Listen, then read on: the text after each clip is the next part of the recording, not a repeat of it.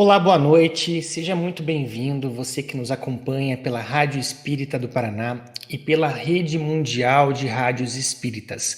Eu sou Paulo Machado e hoje nós temos a grande honra de trazer uma convidada muito especial ao nosso programa Direto ao Ponto Entrevista, onde eu busco conversar com algumas pessoas sobre o espiritismo e não só apenas sobre a doutrina, mas sobre alguns temas afins também, para que a gente possa também ter esse intercâmbio salutar e poder também fazer com que as pessoas conheçam um pouco mais da doutrina e tenham uma mensagem de otimismo nesse momento que nós estamos vivendo. E antes de apresentar quem é a nossa convidada de hoje, dizer por que ela é especial, eu queria retomar um pouco o início desse projeto, que começou pequenininho, tímido, aqui em Curitiba. Eu entrevistei algumas pessoas muito importantes também. Depois tivemos o Guilherme Velho, que vem lá do Nordeste, de Recife também, então foi se expandindo a localização. E hoje nós rompemos fronteiras e eu tenho o prazer de ter uma entrevistada falando direto do Uruguai, da cidade de Montevidéu. Então podemos dizer que hoje é a nossa o nosso primeiro programa internacional. E a convidada de hoje, eu gostaria de chamá-la agora. Ela se chama Juliana Felipe. Seja muito bem-vinda, Juliana. Tudo bem com você? Tudo bem, muito obrigada, Paulo, pelo carinho. Uma alegria estar aqui com você. A alegria é nossa de te receber. Eu estou muito curioso, muito ansioso para te perguntar algumas coisas, algumas curiosidades de como que o espiritismo no Uruguai e tantas outras coisas. Mas só para vocês saberem um pouquinho da Juliana, ela criou uma web rádio no Uruguai. Ela vai contar um pouquinho melhor essa história também para a gente. E ela faz parte da diretoria de um centro espírita em Montevidéu chamada Fuente de Paz. É esse o nome, né? Você me falou da outra vez. Isso mesmo. Que legal. A Juliana é brasileira, a gente já vai conhecer um pouquinho mais da história, mas já mora um tempinho longo no Uruguai. E eu sempre gosto, Juliana, de perguntar assim para as pessoas, eu tenho essa curiosidade para a gente começar o nosso bate-papo. Como que você teve o seu primeiro contato com o espiritismo? O que te fez ir até a doutrina? Como é que foi o início da sua história com o espiritismo? Ai, Paulo, é uma linda pergunta. Hoje fiquei pensando sobre isso. Eu era jovem, tinha aí lá meus 20 anos, e meu chefe, que hoje é meu marido, era espírita. E nas minhas primeiras férias ele me deu um livro de presente, que era Laços Eternos, da Zíbia Perdoa-me te Gasparetto. cortar só, você vinha de uma religião católica? Você vinha de uma outra base religiosa? E a minha família toda era evangélica, então eu não Evangélica. tinha muito contato com o espiritismo, escutava muito pouco sobre Chico Xavier, mas não era algo que fazia parte do meu mundo. Ok. E a história dele ter me dado de presente um livro, eu estava saindo de férias, ele falou assim, olha, de presente para você aproveitar suas férias e ler. E eu fiquei desesperada, Paulo, porque eu falei assim, meu Deus, eu não gosto de ler, e tinha 300 páginas. E eu falei, não vou conseguir ler. E eu falei, não tenho saída, eu preciso ler porque ele é meu chefe. Ele vai me perguntar. E eu tinha ido para uma praia. Em 2 dias eu li o livro. Nunca na minha vida eu tinha lido um livro tão rápido. E foi como simplesmente maravilhoso para mim. Descobri muitas coisas que eu nem imaginava, né? Acho que é a primeira contato com a doutrina.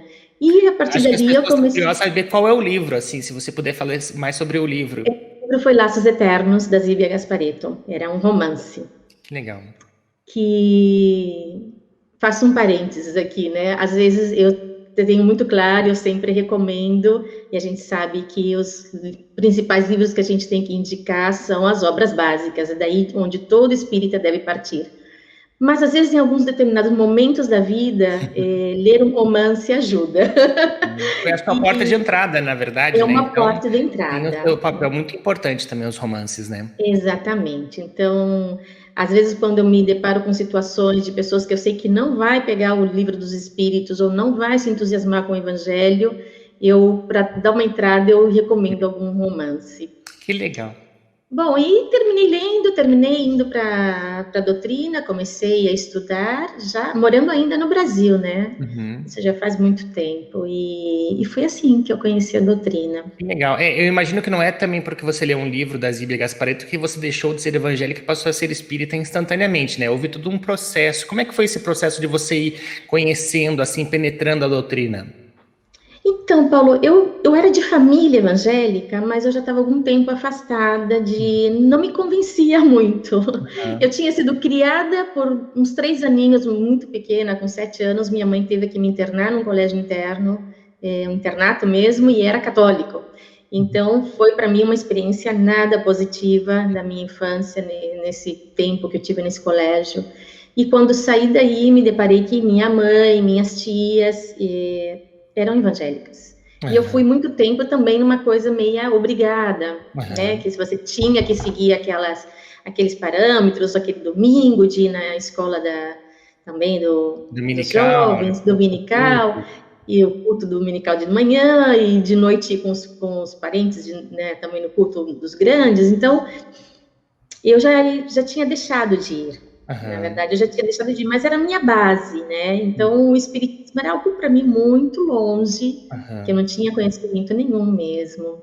E Inter- foi para mim uma grande descoberta. Foi, como dizem, tirar um véu e você começar a ver coisas que nunca imaginou. Que legal. Até eu tenho uma história similar também, foi pela curiosidade, eu comecei a me encantar com a doutrina, mas eu sempre falo, quando a gente começa a falar sobre várias religiões, eu lembro de uma frase do Divaldo Franco que diz que a melhor religião é aquela que te faz uma pessoa melhor. Então, se você de repente não teve uma identificação com a Igreja Batista, ou com os evangélicos, ou com os católicos, e encontrou o seu caminho no Espiritismo, haverá também pessoas que não vão encontrar também uma identificação com o Espiritismo e vão se encontrar na doutrina evangélica. Então, eu sempre gosto de pontuar isso, assim, para a gente não ficar nunca naquela questão de a minha religião, a sua religião, somos todos filhos de Deus, né, e irmãos em Cristo, e até aqueles que não em Cristo também, que são nossos irmãos. E daí, só para a gente contextualizar e entender um pouquinho como é que foi essa mudança, sem querer adentrar na sua vida pessoal, porque o tema aqui é mais a parte espírita, mas há quanto tempo você está morando no Uruguai? Você saiu de qual cidade no Brasil e como é que foi essa transição? Eu sou de São Paulo, nascida em São Paulo, e eu já tinha vindo mais jovem trabalhar aqui no Uruguai, então Uhum. conhecia um pouco a cultura, tinha estado aqui por 5 anos. Ah, tá, você tinha. Voltei ao Brasil, me casei, tive meus filhos. Eles eram pequenos ainda, com 3 e 5 anos. E Uhum. São Paulo estava num momento já difícil, nossa fonte de renda não era mais São Paulo, a Aham. capital estava bastante inseguro e a gente decidiu que precisávamos de um lugar mais tranquilo, com melhor qualidade de vida para os filhos crescerem, serem educados. E Uhum. eu e meu marido decidimos que o Uruguai era o melhor lugar para eles. Não nos arrependemos, realmente o Uruguai eu adoro aqui. Acho que eu amo o Brasil, sinto saudades. Normalmente vou uma vez por ano, fim de ano eu costumo ir, mas eu já estou muito adaptada aqui. Fazem 17 anos que eu moro aqui. 17 anos, você mencionou seus filhos são brasileiros, né, e moram no Uruguai, e imagino que o Exato. que pesou muito também foi o fato, talvez, de você já ter trabalhado anteriormente no Uruguai, né? Porque, assim, se quer se mudar, mas qual país que eu vou? Tem tantos, o que que eu faço? Então, você já tinha uma base aqui no Uruguai, gostava e encararam. Imagino que foi uma grande transformação, uma decisão estrutural na vida da família inteira, não só na sua, né? Exato, foi uma decisão importante, mas pesou muito isso. A gente já tinha o conhecimento, não era um lugar desconhecido, e o Uhum. idioma que facilitava. E também a gente estava Facilitar. bem pertinho do Brasil, né? Eu Legal. acho que valeu a pena. E daí, quando você chegou ao Uruguai, como é que foi em relação ao contato com o espiritismo? Você chegou e já foi procurar um centro espírita? Teve dificuldades em encontrar centros espíritas ou pessoas? Como é que você conseguiu assim manter a sua conexão com o espiritismo após a mudança? Então, Paulo, como eu tive essa vivência aqui 5 anos antes, solteira, eu já conhecia algumas pessoas espíritas e tinha frequentado, inclusive trabalhado num centro espírita daqui de Montevidéu. Então, eu mantive esse relacionamento, né? Quando eu voltei, aí eu fiz um parênteses que depois a gente faz algumas análises da vida, assim, não foi o melhor caminho, mas eu por estar realmente em outro país, não contar com nenhum familiar próximo, eu cuidava das crianças sozinha, eles eram pequenos. E aqui os horários não dava, não tem muitas opções de ir. Aham, Então, eu fiquei muitos anos sem ir na casa espírita. aham. Continuava fazendo evangelho no lar, vendo coisas do Brasil, nunca me desliguei nesse sentido, mas não frequentava nenhuma casa. Entendo. Até faz 5 anos atrás que eu voltei Aham. firme e forte. Que legal. E os seus filhos, você mencionou, né? Eles nasceram no Brasil, daí foram pequenos para o Uruguai. Hoje falam, imagino, português e espanhol. Não sei se tem um pouquinho de sotaque no português também, porque são mais da língua espanhola que portuguesa, imagino. Tem sim, é muito engraçado. O mais velho não, ele fala muito bem os dois idiomas sem Uhum. sotaque. Mas o pequenininho, ele muito engraçado quando pequenininho, que agora já fez 22, faz pouco tempo. Quando ele vai no Brasil, a Eu família acho acha muito engraçado como ele fala, porque ele tem sotaque para falar o que... português, né? Que legal. E você sabe que você, eu noto levemente um sotaque assim por já estar há muito tempo. Claro que a gente percebe que é uma brasileira que fala português normal, tudo, mas você vê que 17 anos também tem um peso, né? Assim, você vivendo aí na língua espanhola. E você sabe, Juliana, para nossa entrevista aqui, eu fui atrás de alguns dados interessantes aqui para compartilhar com as pessoas que nos acompanham, que às vezes a gente tem uma certa ignorância, né, sobre a parte geográfica em volta, assim, do Brasil, da América, dentro do Brasil mesmo, assim, você não tem muita noção, muitas pessoas das capitais, do tamanho de cada estado, a população de cada estado, e uma série de coisas, e muito sabe que o Uruguai é um país que fica ali embaixo do Brasil, embaixo do Rio Grande do Sul, mas não tem um senso de proporção. Então, por exemplo, eu fui atrás aqui. Todo o Uruguai tem uma população de 3,4 milhões. Então, é um país relativamente pequeno em número populacional, porque se você pegar Curitiba e região metropolitana, quase já dá isso. E Montevidéu seria a capital, né, a principal cidade, 1,3 milhão de habitantes também.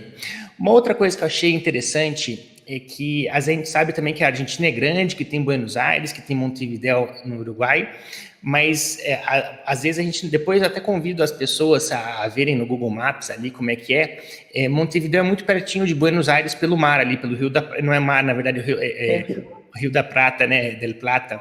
E tanto que Buenos Aires fica bem ao sul na Argentina, a gente pensa que fica mais perto aqui, não, fica lá embaixo também, tanto que é muito próximo de Montevidéu. Eu imagino que haja transporte fluvial ali entre as cidades, assim, um voo deve ser bem, bem curtinho, porque é muito próximo mesmo.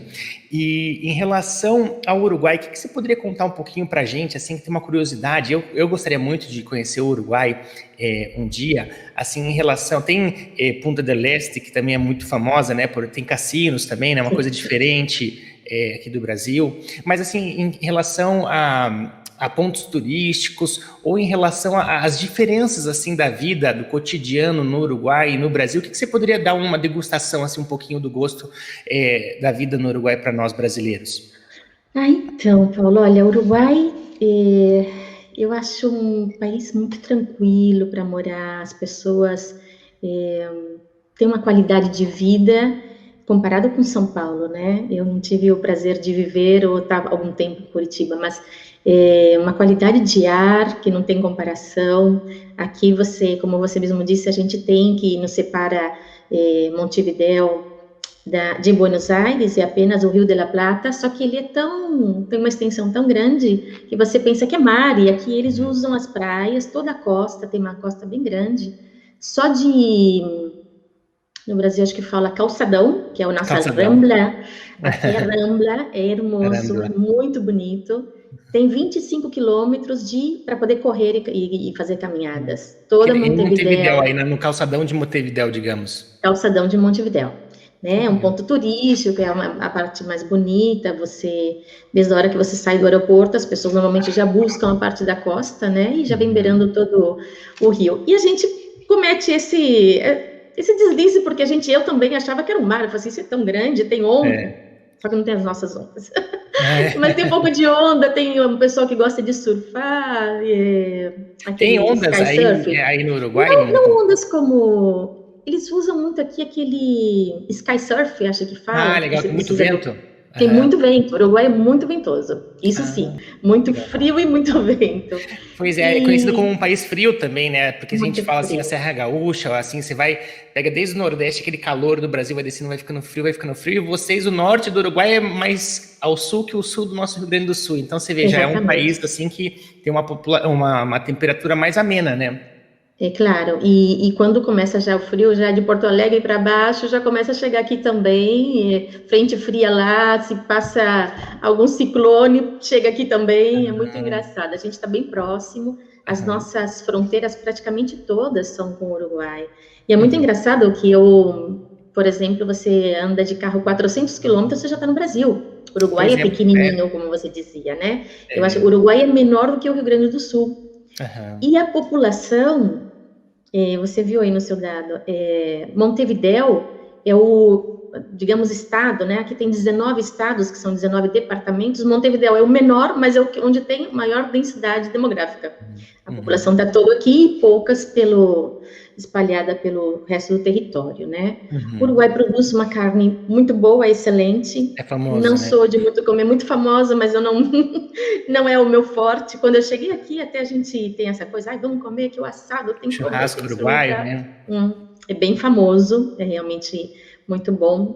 Tem o mate, que eu também não me adaptei, também não é algo que eu O goste. chimarrão, ah, é. O pessoal de São Paulo, agora o pessoal gaúcho gosta bastante O também, né? pessoal Se você gaúcho pegar gosta, Santa né? Catarina, Rio Grande do Sul, gosta Uma coisa bastante. assim que me chama muita atenção você pode estar 30 e pouco, chega a 32, 33 graus aqui, se bem que está mudando muito o clima, Aham, como tem mudado no Brasil, né? aham. Acho que o nosso planeta.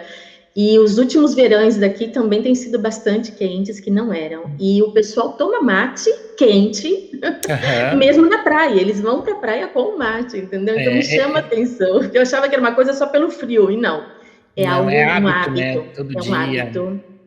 Que Assim como a legal. gente gosta do café, eles gostam do mate pela manhã. Que legal. Você estava falando do Rio da Prata, del Plata, que na verdade, se você olhar o mapa depois também, que quem tiver curioso, você vê que é um rio, mas ele é muito largo mesmo. Ele pega a entrada do oceano, assim, ele é muito largo ali em Montevidéu, depois ele se estreita lá, sobe para a Argentina, mas você olha é uma praia, assim, você não consegue ver o outro lado, né? Então você não percebe a diferença entre o rio e a praia ali, né, no caso. E eu vi algumas imagens de Montevidéu, desse calçadão, porque eu sou curioso, fui atrás. Lembra um pouco, talvez, a Avenida Beira-Mar de Florianópolis, assim, uma avenida bem larga, grande, assim, com vários prédios, assim. Até Copacabana, porque são coladinhos os prédios, assim, daí tem um acesso à praia. Que legal. E em relação à parte cultural também do Uruguai e religiosa, né? A gente conversou outra vez a respeito que eu tinha, pelo menos, a impressão de que era um país muito católico, assim, por ser uma colônia espanhola, assim, a Espanha tem aquele berço católico muito forte, e você parece que percebe aí um crescimento de um ateísmo. Como é que você enxerga a religiosidade no povo do Uruguai? Normalmente a grande maioria é ateu, agnóstico, não tem uma religião. As Hum, pessoas de mais idade se consideram católica, existem igrejas, existem uhum, bons colégios que são católicos, então o catolicismo estaria aí. Mas uhum. entrou muito, muito no Uruguai de uns tempos para cá, os evangélicos. Ah, também. Muitas igrejas vindas do Brasil, inclusive, né? Hum, A Universal também está adventista, está bem forte aqui. aham, Testemunha de Jeová está bem aham, forte. Eles têm um movimento tem crescido, até com canais na televisão, horários, assim como eles fazem no Brasil. aham, Mas as pessoas, normalmente, o que eu vejo aqui do uruguaio é que existe um nível cultural, intelecto cultural elevado. E elevado. essas pessoas acham que não são de se levar pela religião, por Deus, eles acham que isso é uma forma de desmerecer, como que uma pessoa Uhum. inteligente não Não, tem não essas fica coisas de sujeita religião. a essas crendices, a essas Exato, eles coisas, acham né? crendices, exatamente. Uhum. Então, existe uma certa dificuldade. Inclusive, isso o que nos leva, realmente, nós que trabalhamos no movimento espírita e no centro espírita, a gente trata de deixar bem claro, né, que a doutrina espírita é uma filosofia espiritualista e Uhum. mostrar às pessoas que é uma ciência, Uhum. né, é uma filosofia, uma ciência com aspectos morais. Mas aí, quando você encaixa depois que nós temos como guia e modelo Jesus, que nós acreditamos em Deus, eles já consideram simplesmente uma religião e já nos vê. Então, a gente tenta sempre temas e mostrar para as pessoas de que não, de que é uma filosofia espiritualista, que te mostra todos os aspectos morais através do Evangelho e das ensinanças, dos ensinos de Jesus. Aliás, o Espiritismo, ele é uma filosofia muito erudita também. Se você for mergulhar a fundo na filosofia de Kardec e em todas as obras básicas ali, são obras profundas assim mesmo, apesar dele ter tido a genialidade ali de conseguir traduzir isso de uma forma acessível a todos. Se você vai penetrar profundamente na doutrina, ela exige um nível intelectual, tanto que o Espiritismo ele prega também na evolução intelecto-moral. Nós temos que crescer das duas formas, na aquisição de conhecimento e também na moral. Ambos caminham lado a lado, né? E você sabe que aqui até uma curiosidade, aqui no Brasil, eu lembro de um censo que foi feito, que o Espiritismo é a doutrina onde há maior nível de escolaridade e renda. Se você pegar per capita, assim, as religiões aqui no Espiritismo, os espíritas, digamos, são, entre aspas, os mais... com mais escolaridade, com maior renda, assim, um nível cultural assim maior. Não que isso desmereça as outras, enfim, é uma curiosidade, porque é uma doutrina que você tem que realmente ir atrás, até porque, né, Juliana, o Espiritismo ele não é proselitista, no sentido de querer converter aí ativamente, sair querendo converter as pessoas, como às vezes há isso no aspecto dos testemunhas de Jeová, nos evangélicos também, enfim, os católicos também. Então, é uma doutrina que ela está mais aberta, assim, a responder às pessoas que a procuram de boa vontade, né, do que querer propriamente converter outras pessoas de outras crenças.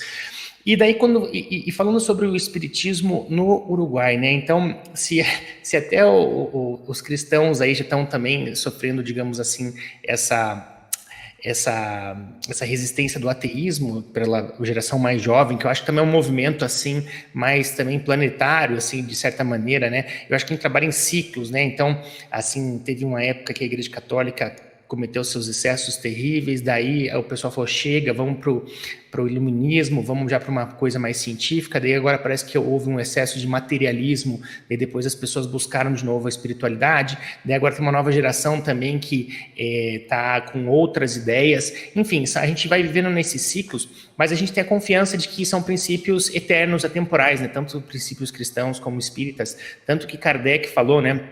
Eu gosto de soltar algumas frases para que as pessoas que de repente estão assistindo só por curiosidade ou por simpatia ao espiritismo. Kardec me falou uma frase não, né? Ele escreveu uma frase que eu li que me marcou muito, que é: se um dia a ciência provar que nós espíritas estamos errados em determinado ponto, devemos abandonar o espiritismo e seguir com a ciência neste ponto. Ou seja, que convicção para falar uma coisa assim eterna, né? Exato. Ou outra ainda também que ele fala: fé verdadeira é aquela que pode enfrentar a razão face a face em qualquer época da humanidade. Então, você veja como são coisas assim, não é fundado em dogmas, mas em uma fé raciocinada, né? Então, essa eu acho que é a grande beleza do espiritismo. E queria que você contasse um pouquinho pra gente como é que está o seu trabalho aí do espiritismo, na divulgação do espiritismo, e também como é que foi essa questão do surgimento da web rádio, que você achou essa ferramenta, digamos, para poder levar um pouquinho de espiritismo àqueles que buscam no Uruguai.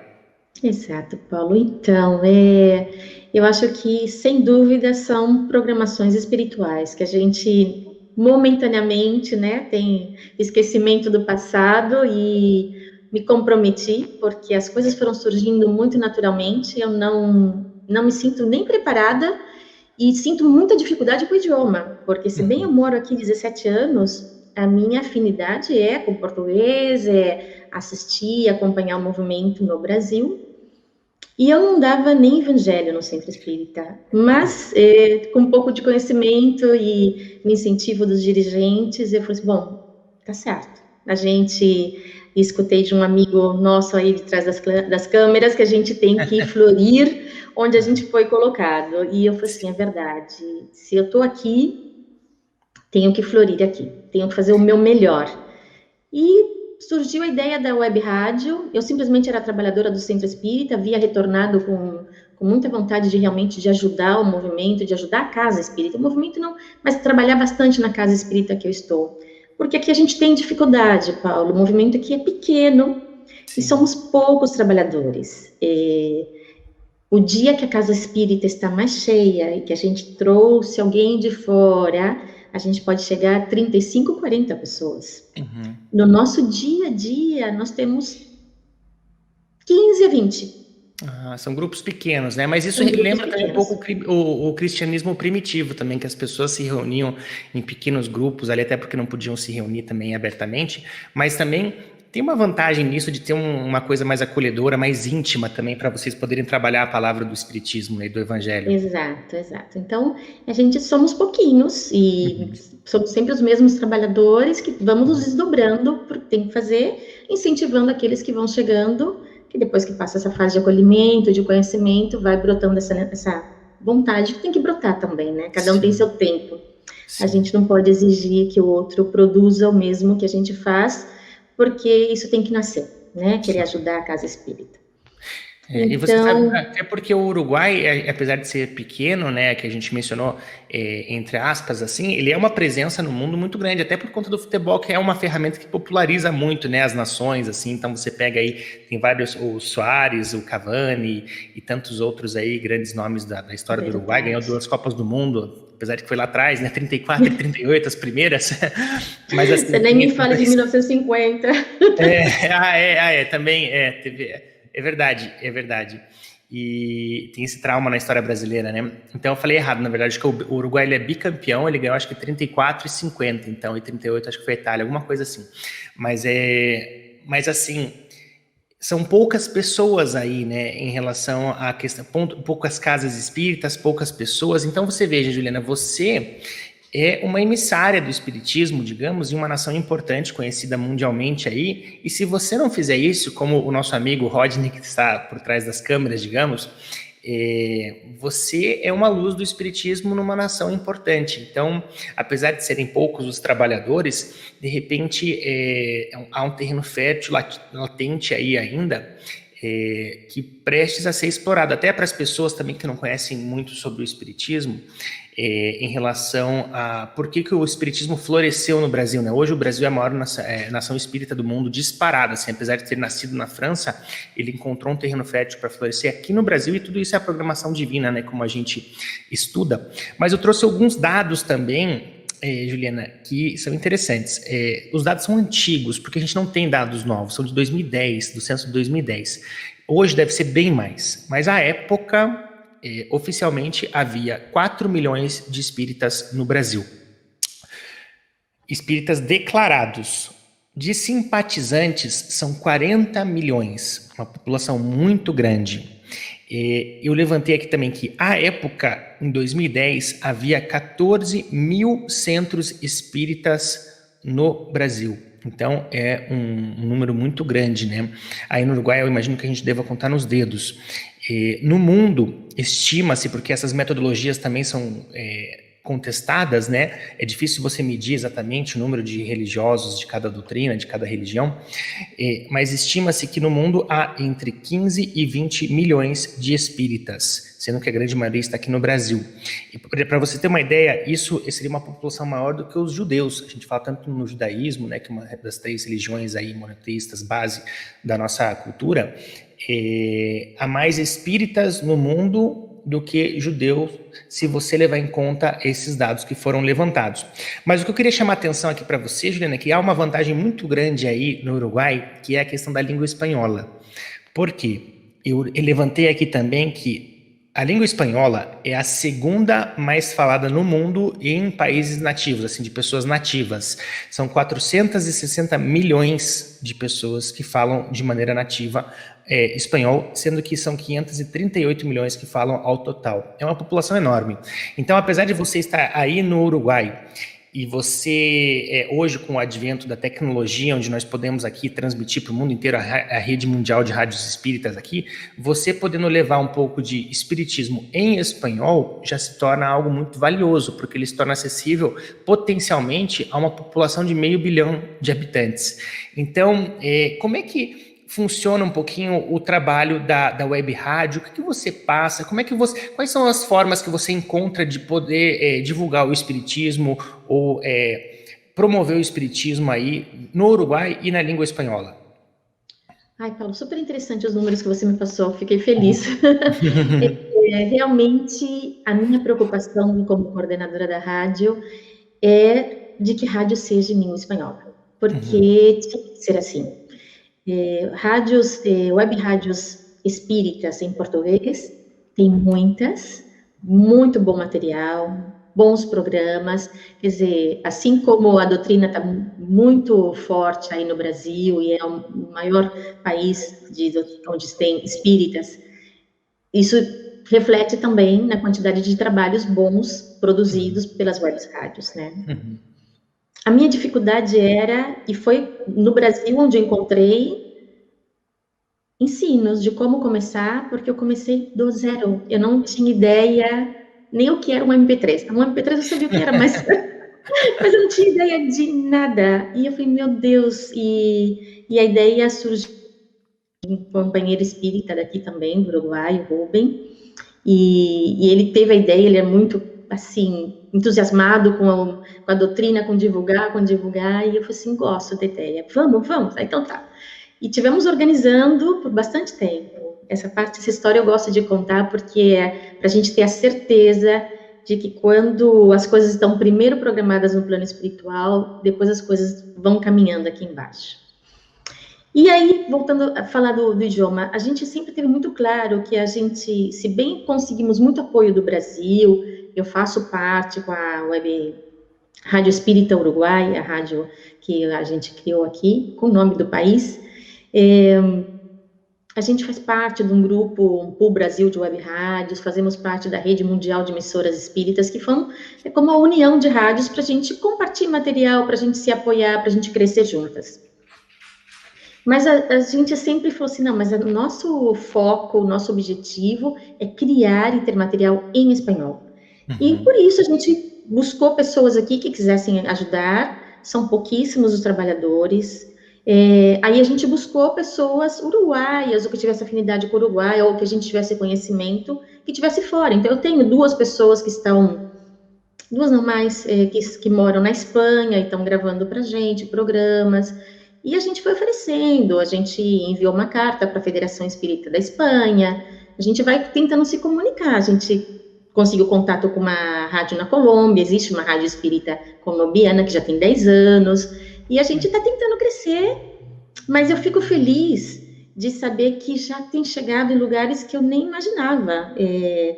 A gente agora tem o apoio também de uma casa espírita, de uns trabalhadores espíritas da Venezuela, que fazem um trabalho, ela falou assim, você não imagina o quanto custa para a gente fazer, porque às vezes a gente está sem internet e sem luz por vários dias. Nossa. E eles gravam para mim um programa por semana, e o pessoal se conecta para escutar. Então, assim, as pessoas estão tendo oportunidade, pessoas do interior do país, do Uruguai mesmo, porque na verdade eu sempre pensei pequena, sempre pensei no Uruguai, se bem o idioma, às vezes me preocupo com o idioma de outro lugar, porque se bem tudo é espanhol, existe diferença de acento. Sim, sim. O espanhol da Espanha é muito rápido. Aliás, eu acho que estou falando um pouco rápido. Eu estou um pouco... O uruguaio fala rápido, mas o espanhol da Espanha fala muito mais. Né? É como o português daqui e o português de Portugal também, né? São bem diferentes. São diferentes, né? Então a gente vai ter... Mas a gente vê que é claramente diferente. Exato. Então, nosso foco era criar conteúdo e fazer material, divulgar a doutrina espírita, Evangelho, Livro dos Espíritos, Evangelho no Lar, que é um que a gente tem, que é o único que a gente tem, que é 3 vezes por semana. Assim, a gente, para fazer chegar realmente a boa nova, para fazer chegar essa consolação que traz a doutrina nos lares. E foi muito bom, porque as pessoas aqui não têm o hábito de ir a um centro espírita. E a história que eu queria te contar é essa, Paulo. A gente começa a dialogar, vamos criar uma rádio, vamos, então precisamos primeiro pesquisar, vamos pesquisar. Não sei como eu vou fazer, mas vamos fazer, tipo, o como a gente não sabe o objetivo, né? Então vamos ver, vamos pesquisar. Quem precisa? Ai, conversa com uma rádio. Ah, precisa de um servidor assim, um servidor assado. Pesquisa preço, e isso e aquilo. Bom, e programa? A gente não tem nada. Não, vamos falar com um, com o outro. Começamos a falar. Nós começamos a organizar isso em agosto de 2019. Um dia a gente falou assim, bom, estamos decididos, um mês depois, tá, é viável? É. A gente tinha tudo ticado, né? Muito organizadinho, o início da rádio. Então tá, vamos seguir com o projeto? Vamos. Que data que a gente inaugura? Eu falei assim, 15 de março. Assim, normalmente, se alguém te falar uma data para inaugurar, você vai dizer ou alguma data que é importante para você, tipo, seu aniversário não sei o quê, ou você vai falar dia 1º de tal mês. Ninguém fala metade do mês. É difícil. Eu, 15 de março. Tá bom, 15 de março a gente olhou, era um domingo, a gente faz uma transmissão de inauguração, e na segunda-feira, dia 16, começa a programação, que a nossa programação é toda gravada. A gente não tem programas ao vivo, a gente ainda não tem essa capacidade para ter. Vamos ter um dia. E aí a gente, tá bom, 15 de março. Começamos a organizar, adiantar programas, as músicas, tudo em ordem, um mês antes, testando tudo. Perfeito. 15 de março. Aí, 15 de março, dia 13 de março, tudo organizado para a gente fazer a nossa transmissão, ia começar dia 16 a transmitir. Dia 13 de março foi o primeiro caso de Covid aqui no Uruguai. Na segunda-feira, naquela primeira semana, tudo fechou. Os centros espíritas fecharam e muitos deles estão fechados desde aquela semana até hoje, não abriram. O centro espírita que eu trabalho, a gente tentou, em 2 oportunidades, voltamos a ter o centro aberto, que a gente achou que era importante. Mas então a rádio espírita surge no momento onde todo mundo se desequilibrou um pouco, onde a gente tinha nossa casa espiritual era ir no centro espírita, e era poucas as oportunidades de ir, poucas pessoas que tinham também isso. Então, a rádio surgiu bem ali, onde centros espíritas fechados, e era o único meio de comunicação. Ninguém ainda estava fazendo lives, as pessoas não tinham o costume de ver coisas do Brasil, ou escutar rádios do Brasil, se bem que a gente tem uma fronteira com o Brasil, que isso pesa muito, é muito importante para o movimento daqui também. Então, a rádio surge exatamente quando estava programado que essa pandemia ia chegar, e tem ajudado muita gente. Amém, eu imagino. Tem ajudado. E você sabe, Juliana, isso que vocês comentaram de focar na língua espanhola, eu acho que faz todo sentido, porque nós temos já realmente bastante conteúdo em português aqui no Brasil e temos uma carência enorme em outras línguas, né?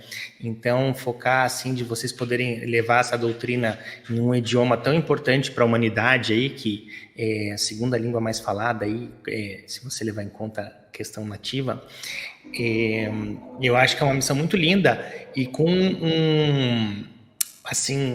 com um escopo enorme, porque assim não há limite, não é só a população do Uruguai, não é só a população de Montevidéu. De repente agora que você tem um contato com a Colômbia, com a Venezuela, vocês somam esforços, de repente criam uma rádio espírita latino-americana, para que daí já tenha já uma abrangência melhor. Usar a tecnologia que nós temos hoje, na nossa geração, em 2021 aqui, que nós podemos usufruir, que Kardec não podia, que outros, o apóstolo Paulo não podia. Então, assim, já que a gente tem essa ubiquidade de poder estar em todos os lugares ao mesmo tempo, 24 horas por dia, fazer um uso inteligente disso em nome da doutrina, porque eu acho que está na programação também, né? A gente fazer um bom uso, assim, de todos esses avanços da humanidade, e de repente uma rádio a espírita latino-americana seria algo muito legal até para unir os povos aí, para você ter um hub assim de conteúdo, de audiência, porque falando em espanhol, né, como você falou, as diferenças ali, para a Espanha mais, né, mas aqui na América do Sul, na América Latina, América Central, ali México, na América do Norte, a gente se entende muito bem no espanhol. E se você somar todas essas populações aqui também, só da América Latina, dá um bocado. Então, eu, assim, faço muito votos que esse programa, que essa web rádio seja apenas uma semente que vá germinar num terreno muito fértil também, que você é uma emissária, uma missionária, na verdade, com um papel muito importante nessa expansão do espiritismo na língua espanhola. E assim, oro por você para que você tenha muito sucesso aí na sua empreitada.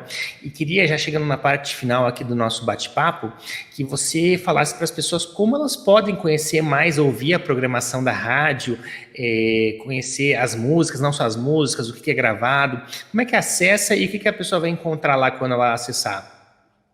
Então, Paulo, antes de contar como chega, queria te dizer que você basicamente falou um pouco o lema da rádio, né? O nosso slogan é Rádio Espírita Uruguai, sembrando el amor em nossos corações. Sembrar é semeando o amor nos nossos corações. Então, essa é a nossa ideia, realmente, é de semear. Nós somos apenas pequenos trabalhadores de Cristo, querendo semear, né? E depois a gente vai orando e pedindo a Deus que nasça plantitas aí, que floresça. Bom, a rádio, olha, foram momentos de indecisão também, nós temos pouca programação hoje em dia, nós temos 3 horas de programação. Então, no momento a gente pensou, 3 horas e só música? Mas pensando bem, se a gente quer que Espanha escute, fuso horário diferente, outros países com...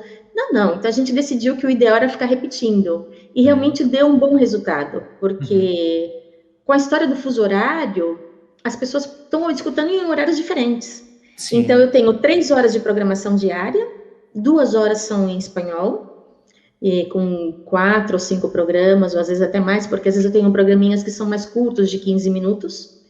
E eu percebi também que acontece, é diferente uma web rádio de um rádio no carro, porque se você começa a escutar música, você pega e troca, às vezes, essa música eu não gostei, a pessoa troca o dial. E a web rádio, a pessoa entra pelaquele programa. Ela entrou, passou o programa, e depois começa a música, ela se distrai e faz outra coisa. Então, para passar a mensagem, a gente achou importante deixar os programas uns seguidinhos do outro. Então, tem bem pouquinha música e começa um novo programa. Legal. Então, você tem 3 horas de programação que ficam se repetindo a cada 3 horas. Então, o mesmo programa, ele passa durante as 24 horas, 8 vezes. Sim. A ideia é aumentar o nosso horário de programação e vai se repetir menos vezes, né? Bem menos. Então, assim, Rádio Espírita Uruguai, a gente está pela nossa página, www.radioespíritauruguai.com. O Uruguai é com Y, porque o Uruguai... Na língua nativa, o final termina com Y. E a gente está pelo Radiosnet também, tá fácil de achar lá. Legal. A gente tem o aplicativo é o Radiosnet, a nossa página tá bem legal, a gente tem um servidor, assim, tudo que eu cresci, tudo que eu aprendi, é muito importante agradecer muitas pessoas que passaram a gente, em março, fizemos 1 aninho, somos um bebê ainda. Mas eu tenho que agradecer muito, Rodney, porque tudo que eu aprendi, porque junto a isso, o que era tudo novo da rádio, eu nunca imaginei ter que estar frente às câmeras, porque não é o meu forte. E aí, de repente, surge uma pandemia e a necessidade de fazer lives. Então, assim, eu faço uma live ao mês com o Dr. Sérgio Thyssen, que ele é do Rio de Janeiro, espírita de berço espírita, médico, físico, assim, com conhecimento enorme. Então, ele me ajuda muito fazendo essas lives, porque é um momento onde a gente tem um contato mais direto com nossa audiência e que as pessoas podem perguntar. Legal. Então, a única coisa que eu tenho ao vivo é isso. Que legal, não, mas já está ótimo. E você sabe, eu estava pensando aqui, Juliana, talvez uma forma que você tenha de agradecer ao Rodney, agora que você está craque em como funciona uma web rádio, talvez haja outras Julianas por aí também querendo fazer alguma coisa assim, mas às vezes ficam com medo, mas eu não sei como fazer, e de repente você possa ajudar mais pessoas, informar outras Julianas assim também, porque daí não deixa de ser um trabalho muito importante também, né? Então eu convido todos aqui que nos acompanham que vá lá conhecer a programação da web rádio do Uruguai, que o Rubens, né? Vamos dar o crédito a ele também, e você tiveram essa ideia, assim, concretizaram, e que possam prestigiar lá com a sua audiência ouvir a música, ouvir os programas, assim, compartilhar, de repente, com pessoas também que falam língua espanhola, assim, ajudar, se você se identificou, assim, promover isso daí também. E não sei se o Rodney também vai autorizar ou não, mas caso você queira também colocar essa nossa entrevista na sua programação da minha parte, não tem problema. E tudo que a gente puder fazer assim para contribuir com esse belo trabalho que vocês realizam vai ser um prazer. Para a gente finalizar, Juliana, eu queria que você deixasse uma mensagem bonita, assim, de esperança para esse momento que a gente está passando, seja no Brasil, seja no Uruguai, seja em todas as partes do mundo, né? Um momento de transição assim. E até para ficar um pouquinho diferente, para a gente ouvir você também falando um pouquinho de espanhol, queria que você deixasse uma mensagem em espanhol, assim, porque nós vamos entender, e também para os uruguaios, mas uma breve prece ou uma breve mensagem de otimismo para a gente poder encerrar o nosso bate-papo, que foi tão gostoso, e já te agradeço em antecipado. Eu que agradeço, Paulo, de coração, foi muito bom estar aqui com você. Então vamos lá, vamos falar em espanhol. Bueno, el mensaje que yo quiero dejar a todos es la certeza, ¿no? Uno cuando tiene esta fe, como decía Pablo, la fe que puede estar cara a cara a la razón, nos lleva a tener la certeza de que Dios nos cuida como a todos sus hijos queridos y que Jesús está ahí, ¿no? El grande guía, el grande piloto de esta grande nave. No estamos desamparados, esto va a pasar. Tenemos que ya ir tratando de nosotros ver qué estamos aprendiendo de esto y ya poniendo en práctica, porque mientras uno pasa por algo, ya va agarrando lo que se aprende. Entonces, como recordando siempre a nuestro querido Chico, eso también va a pasar. Este es el mensaje de esperanza, de tener la certeza y de que sigamos en oración por toda la humanidad, que sigamos unidos, sabemos de la fuerza de la oración. Yo trato siempre de decir a todos los amigos de acá de Uruguay, de que nos unamos todos a orar por los que están pasando por momentos tan difíciles, y no solo por los que están enfermos del COVID, pero todo lo que esto conlleva, ¿no? Aquellos que están sin trabajo, pasando por dificultades materiales, por problemas emocionales, muchos problemas espirituales que como que da la impresión de que se han agrandado en este momento. Así que los invito a orar. Yo creo que a mí lo que mejor me sale es orar. Entonces, una pequeña oración diciéndote gracias, Padre de amor, de infinita bondad. Gracias, Maestro Jesús, por la oportunidad que nos da de servir, de amar, de saber que somos todos tus hijos amados y de que jamás nos desamparas. Pedimos que en este momento, Maestro Jesús, puedas amparar y llegar al hogar de cada persona que nos esté escuchando, ahora o en cualquier otro momento. Que puedas abrazar en tu luz, en tu amor, en tu misericordia a cada uno de nosotros. Que toda la humanidad pueda comprender